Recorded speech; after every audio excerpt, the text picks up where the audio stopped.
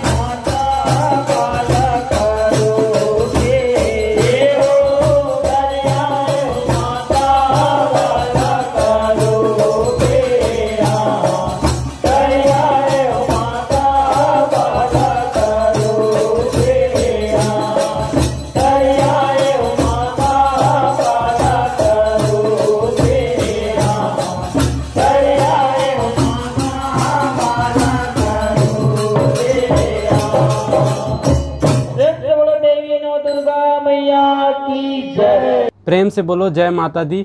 जैन भाई मन वीडियो ला लास्ट तक देखा थे मतलब बहुत बहुत धन्यवाद। और जैन भाई मन चैनल में नया हुई तो चैनल ला सब्सक्राइब कर लूँ और वीडियो लाइक कर दूँ। लाइक करे से हमला मोटिवेशन मिलते नया नया वीडियो रिकॉर्ड करे के, नया नया वीडियो बनाए के, तो लाइक जरूर करूँ। शीतला मैया की जय।